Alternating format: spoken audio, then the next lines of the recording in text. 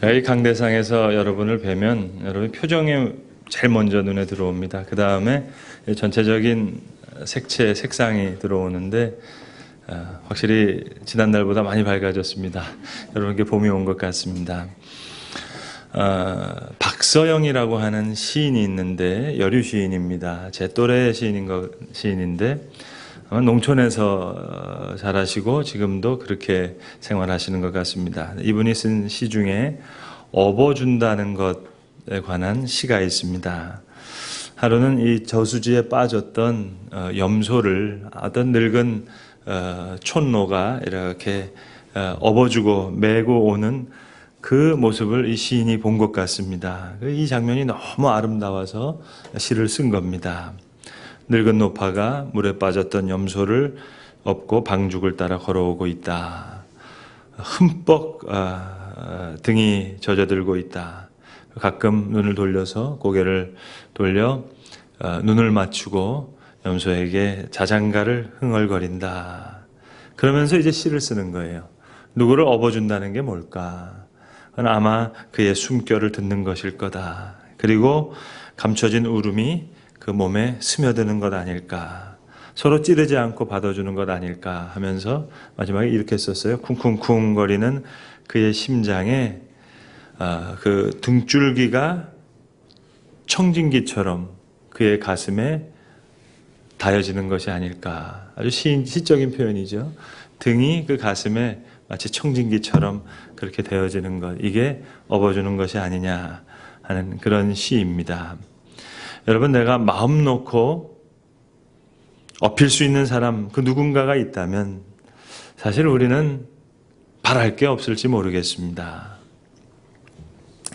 그런데 이 없는 것도 좀 고수가 있고 하수가 있는 것 같아요. 옛날 그 시골에 보면 마을에 있는 청년들 중에서 오토바이 타는 가죽 잠바 입은 오빠들 있잖아요.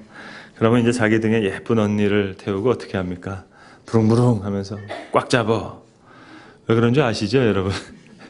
자기 등에 언니들 가슴이 이게 밀착시키기 위해서. 근데 이런 가죽 잠바 입은 오빠들은 아무리 생각해도 하수예요. 왜? 그건 없는 게 아니니까. 이제 오토바이에서 내리면 끝나는 관계입니다. 그러니까 이 부릉부릉거리는 그 오빠하고 뭔가 돌에 걸려 넘어지고 물에 빠졌을 때 그때 업어주는 오빠. 그 오빠가 진짜 오빠입니다, 여러분.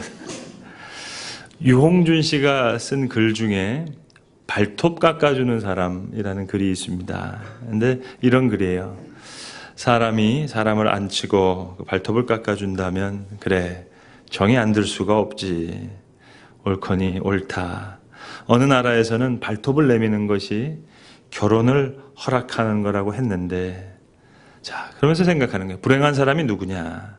그건 아마 평생 누구에게 발톱을 내밀어 보지 못한 사람, 그리고 단 한 번도 발톱을 깎아주지 못한 사람, 그 사람 불행한 사람일 거다.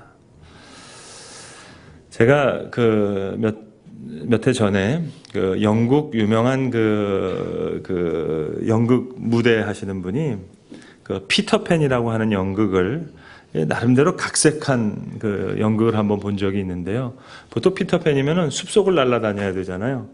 근데 이 피터팬은 그 전쟁통에 있는 그 막사, 그 내무반이 그 숲속이에요. 거기서 이제 피터팬이 날아다니는 그런 각색이에요.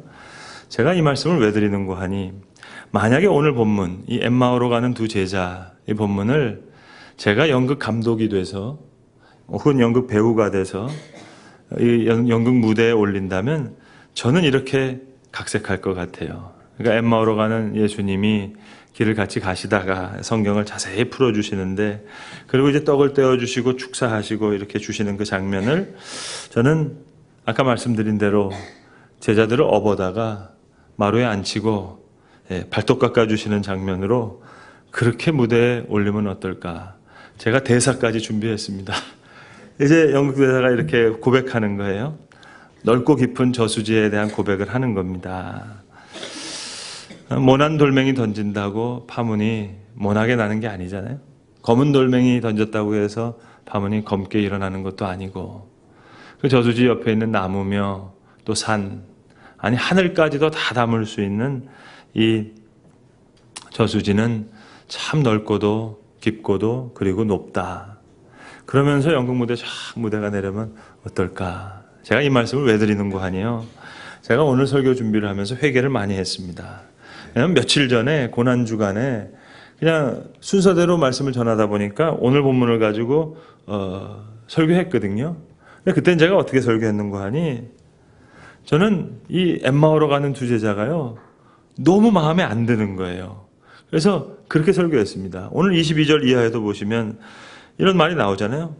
우리 중에 어떤 여자들이 우리를 놀라게 하였으니 이는 그들이 새벽에 무덤가에 갔다가 그의 시체는 보지 못하고 와서는 그가 살아나셨다 하는 천사들의 나타남을 보았다 함이라. 그러고는 자기가 무덤 안 갔어요. 그리고 그 다음 절을 그거예요. 그 얘기를 듣고 우리 중 두어 사람이 아마 베드로와 요한이겠죠. 두어 사람이 무덤에가 과연 여자들이 말한 바와 같음을 보았으나 예수는 보지 못하였다 하거늘. 저는 이 말이 되게 마음에 안 들거든요. 그렇다고 합디다. 무덤이 그랬다고 합디다. 그럼 가보든지. 예? 얼마 지금 지나지도 않았는데 멀지도 않은데 그렇잖아요, 여러분. 그래서 저도 가봤습니다만 아무것도 발견 못했습니다. 적어도 이 말은 나와야 되는 거 아닙니까? 근데 여인들은 천사를 만났다고 하는데 또 두어 사람이 갔다고 하는데 그럽디다. 그래서 제가 며칠 전에 설교할 때는 이랬어요.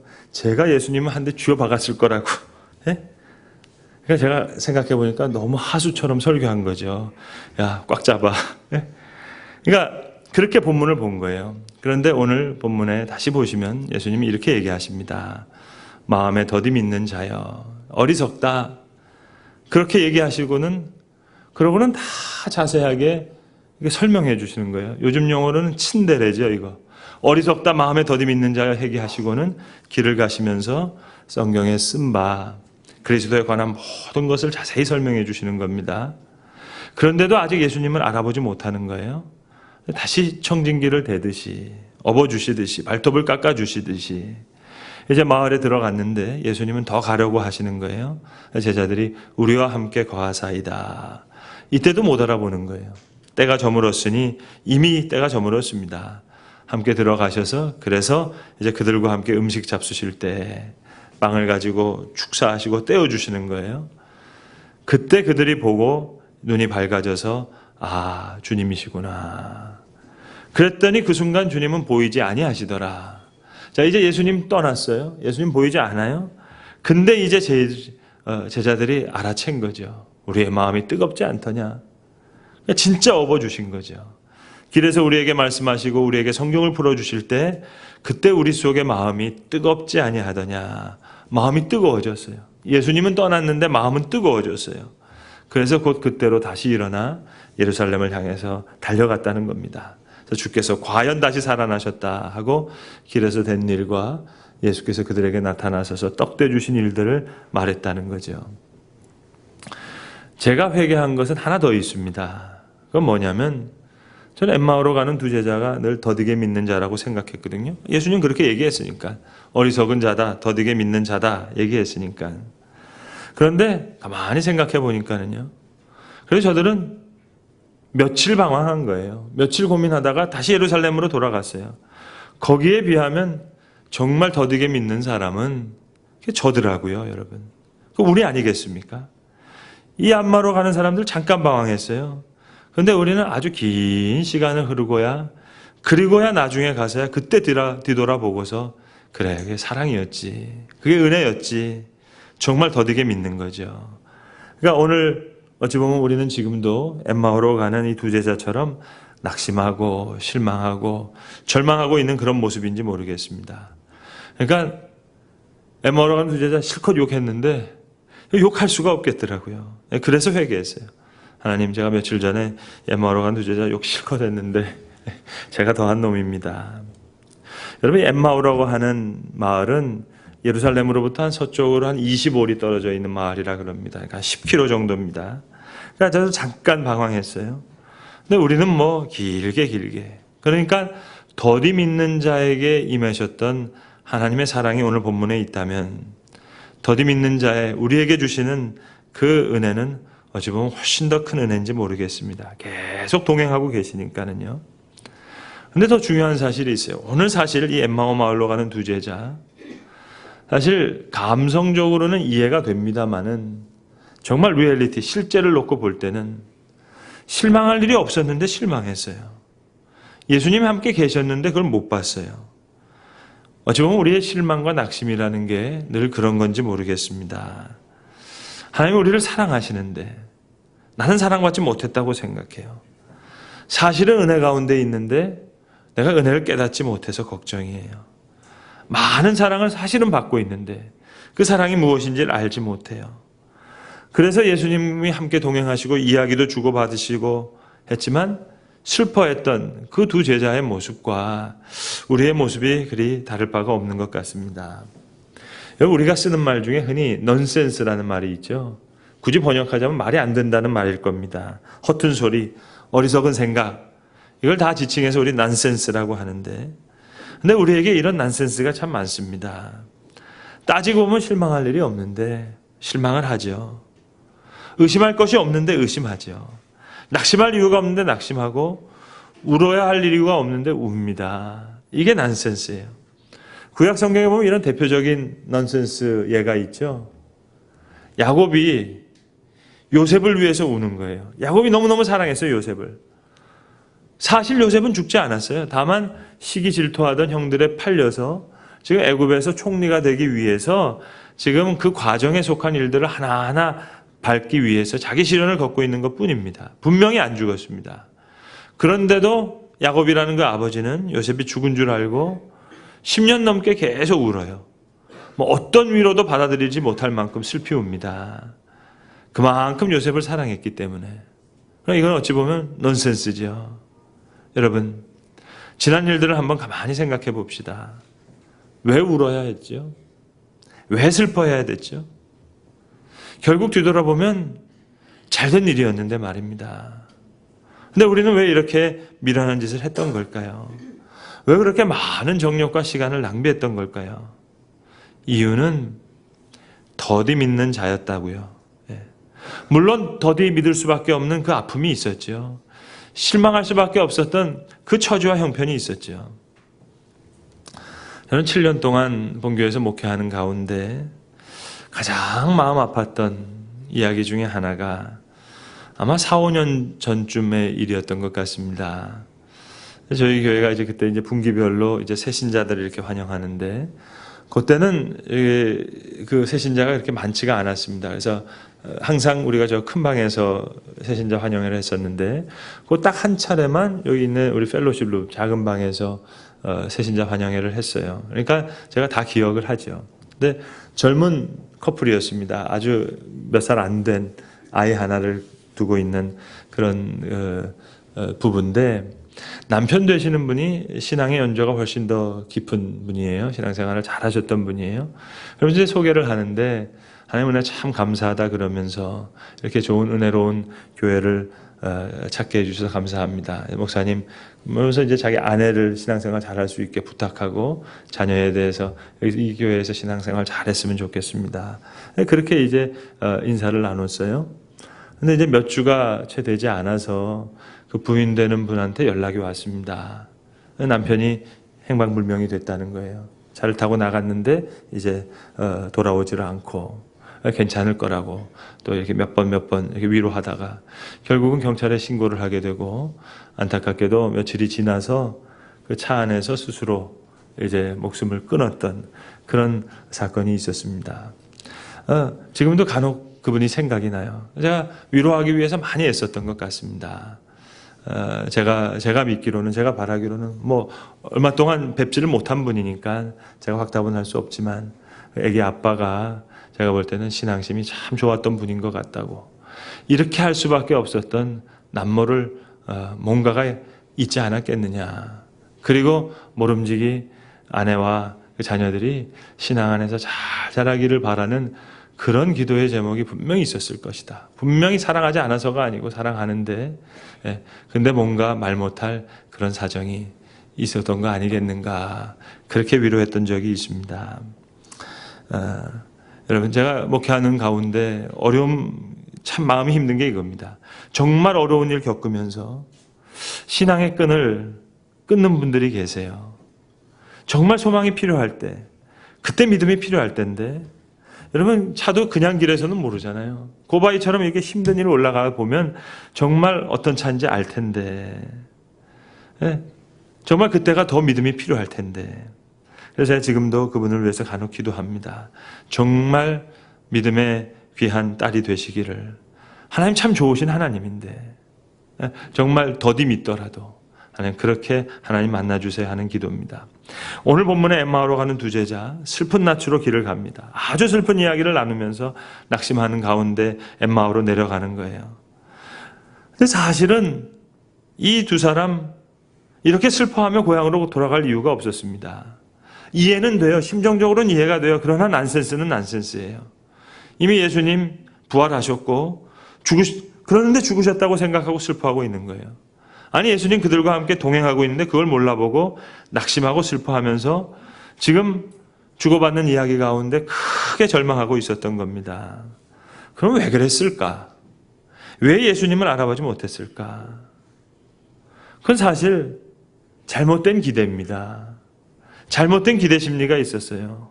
19절에 보시면 하나님과 모든 백성 앞에서 말과 일에 능한 선지자 이건을 뭔가 세속적인 욕망이 있어요. 21절에도 보시면 이스라엘을 속량할 자로 우리가 바랐노라. 기대를 가지긴 가졌는데 그 꿈 막연한 꿈이었어요. 막연한 소원이었어요. 막연한 바람이었어요. 그리고 그만 거기에 집착했어요. 십자가 후에 부활이 있는데 고난 후에 영광이 있는데 그래서 오늘 예수님 성경을 풀어주시면서 고난이 반드시 있어야 되겠다. 고난 후에 영광이 있다는 그 얘기를 해주셨다는 거예요. 자, 고난 후에 영광이 있는데 우리 십자가가 싫은 거예요. 고난 생각하기가 싫어요. 영광만을 바라요. 그래서 실망하는 거예요. 그래서 근심하는 거예요. 그래서 염려하는 거예요. 내 생각과 다르니까. 그런데 복음은 여기 있습니다. 이렇게 어리석고 더디 믿는 자들과 예수님 동행해 주셨다는 거예요. 그들과 함께 하시고 성경을 풀어서 해석을 해 주시고 계십니다. 32절에 보시면 그들의 마음이 뜨거워지도록 역사하셨어요. 그들의 눈을 열어주셨어요. 오늘 본문에 대한 별명이 하나 있습니다. 학자들은 오늘 본문을 가리켜서 오순절 전의 오순절이라고 얘기합니다. 아직 오순절 성령 강림 사건이 일어나기 전인데 마치 오순절 성령 강림과 같은 사건이 된 거예요. 마음이 뜨거워졌어요. 이 마음이 뜨거워지는 경험, 이 경험이 있고야 비로소 예수의 제자가 됩니다. 그래서 저들이 마음이 뜨거워져서 눈이 열려서 예수를 다시 봤고 그 순간 가슴이 뜨거워지면서 발걸음을 돌려서 예루살렘으로 돌아가서 이제는 아주 능력 있는 부활의 증인이 되었던 겁니다. 더너휴라고 하는 사하라 사막을 많이 여행했던 분이 있는데 이분이 책 한 권을 썼는데 사막을 건너는 방법이라는 제목의 책을 썼어요. 사막을 건너는 방법이 뭐냐? 그분은 책에서 6가지를 이야기했는데 이 시간 다 말씀드릴 수 없고 그 중에 한 가지만 말씀드리겠습니다. 이런 말을 했어요. 지도를 따르지 말고 나침판을 보라. 여러분 전후좌우가 다 사막인데 동서남북이 다 사막인데 지도 손에만 들고 있으면 뭐 하겠습니까? 내 손에 들고 있는 이 지도가 무슨 의미가 있겠습니까? 그러니 고개를 들어 하늘의 별을 보고 그리고 나침판만을 보라는 거예요. 지도 보지 말고 나침판만을 봐라. 얼마나 의미 있는 얘기입니까? 그리고 혼자 여행하기를 두려워하지 말라는 거예요. 사람에게 의존하지 말고 남들이 옆에 있다고 살 길이 있는 것도 아니고 남들이 살 수 있다고 해서 내가 사는 것도 아니니까 그러니까 사막을 즐기면서 현실을 받아들이면서 하늘의 별을 보고 나침반을 보면서 사막을 건너라. 여러분 오늘 예수님 어느 쪽으로 생각해봐도 너무너무 좋으신 분이에요. 전후좌우를 봐도 동서남북을 봐도 자, 두 제자를 찾아가시는 예수님, 그들과 얘기하시는 예수님, 말씀하시는 예수님, 떡을 떼어주시는 예수님, 축사해 주시는 예수님, 눈을 뜨게 해주신 예수님, 마음을 뜨겁게 해주신 예수님. 그런데 이런 분과 함께 모시고 가면서 왜 절망을 했냐는 겁니다. 자기 경험, 자기 지식에 꽉 붙들려서 전후좌우, 동서남북 보니까 뭐 어두워졌죠. 그런데 고마운 것은 예수님이 찾아오시는 거예요. 오늘도 보면 이 제자, 이 사람들 예수님 찾아간 거 아닙니다. 예수님께서 찾아오신 거예요. 일깨워 주신 거예요. 그러니까 보여주신 만큼 우리는 보는 거예요. 알려주시는 만큼 알 수 있는 거예요. 그게 믿음의 신비입니다. 여러분, 막달라 마리아가 부활하신 예수님을 만나잖아요. 근데 따지고 보면 예수님 당신이 스스로가 자신을 보여주신 거예요. 그러니까 보여주신 만큼만 볼 수 있는 거예요. 막달라 마리아가 예수님을 만났습니다마는, 부활하신 예수님 만났지만, 그런데 못 알아봤어요. 누군지 몰랐어요. 예수님 부활하실 거라고는 상상도 못했기 때문에 쳐다보면서도 동산지기인 줄 알고, 예수의 시신을 누가 가져갔는 줄 알면 좀 가르쳐 주세요. 제가 가서 만나고 뭐 이러고 울고 있지 않았어요. 그때 예수님 마리아야 하십니다. 너무 귀한 말씀이죠. 마리아야. 그때 쳐다보니까 예수님이에요. 그래서 그 발 앞에 엎드립니다. 마리아여. 이름을 불러주실 때 그때 눈이 띄어지고 보게 되는 거예요. 그러니까 우리는 알려주시는 것만큼 알게 되는 거예요. 이스라엘의 유명한 여성 수상이었던 골다 마이어라고 하는 분이 이런 말을 했습니다. 우리의 실망이 하나님의 콜링이다. 우리의 실망이 하나님의 소명이다 그랬어요. 왜요? 우리가 실망하고야 주의 음성을 들을 수 있으니까. 우리가 실망하고야 하나님이 말씀하시니까. 세상의 모든 소원이 깨끗이 버려지는 순간 주님의 음성이 바로 들려지기 때문에 우리의 실망이 하나님의 소명이다. 하나님의 콜링이 우리의 실망 가운데 있다. 여러분, 주님께서 우리와 만나 주실 때 그때 우리가 똑바로 볼 수 있는 거예요. 정면으로 확실하게 보는 거예요. 좀 여담입니다만 저는 오늘 본문을 볼 때마다 생각했어요. 왜 제자들이 못 알아봤을까? 아마 이 옆에서 같이 걷다 보니까 옆으로 보면 안 되겠다, 제가 그 생각을 합니다. 제가 우스개 얘기지만요, 결혼 주례할 때 보면은요, 결혼 주례자의 특권이 뭔지 압니까? 신부 얼굴을 제가 30분 동안 떨어지게 바라볼 수 있다는 겁니다. 신랑도 못 봐요. 하객들은 더더욱 뒷밖에 못 보고. 근데 오늘 예수님께서 떡을 가지고 떼어서 축사하실 때 그러니까 정면으로 바라본 거예요. 하나님 바라볼 때 소망이 있는 거예요. 임마누엘 칸트라고 하는 철학자가 세 가지 행복을 이야기했는데요. 첫 번째는 무슨 일이든지 일할 수 있는 사람은 행복한 사람이라 그랬고요. 두 번째는 사랑할 수 있는 대상이 있는 사람이 행복한 사람이라 그랬어요.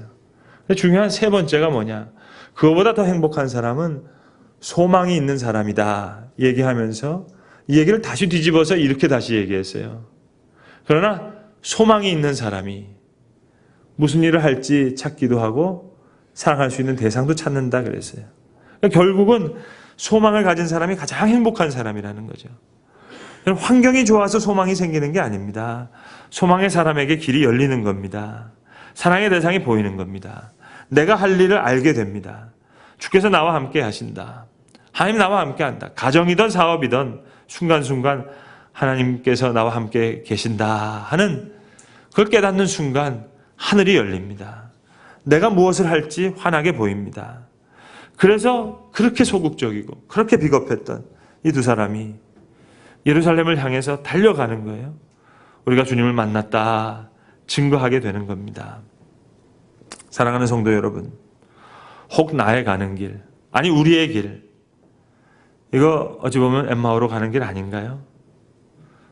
어깨가 축 처져서 실망스럽게 그렇게 가는 길이 아닌가 싶습니다.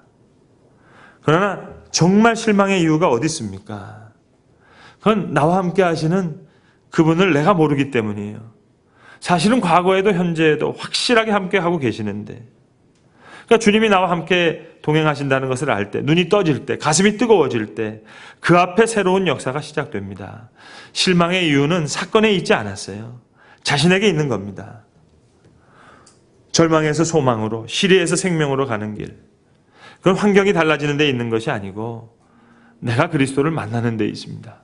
아니, 그리스도께서 나를 만나주시는 데 있어요. 그리스도께서 열어주시고 성령이 내 마음을 뜨겁게 할 때 이제 길이 열리는 겁니다. 그 순간 엠마오로에서 다시 예루살렘으로 발길을 돌렸던 하나님의 사람들이 되었던 것입니다. 기도하겠습니다. 아버지 하나님, 우리가 걸어가는 길이 엠마오의 길을 걸어가던 제자들의 길이 아닌가 생각됩니다. 늘 실망하기 쉽고 걱정과 염려와 근심에 쌓여서 우리가 주어진 길을 걸을 때가 얼마나 많은지 모릅니다. 주님, 어제나 오늘이나 영원토록 함께 하시는 주님이 나와 동행하심을 주님 우리가 간절히 믿기를 원하는데 주님 원컨대 우리의 눈을 뜨게 하시고 우리의 가슴이 뜨거워질 때 그 앞에 새로운 역사가 시작되는 것을 믿습니다. 실망의 이유가 사건에 있지 않음을 압니다. 주님, 그리스도께서 열어주시고 성령이 내 마음을 뜨겁게 할 때 주님 길이 열렸던 것처럼 그 순간 엠마오에서 다시 예루살렘으로 발길을 돌렸던 하나님의 사람들이 되었던 것처럼 우리로 그렇게 길을 열어주시고 만나주시고 우리의 마음을 뜨겁게 해주셔서 다시 우리의 발길을 주께로 돌릴 수 있는 하나님의 사람들로 살아가게 하시옵소서. 우리 주 예수 그리스도의 이름으로 기도합니다. 아멘.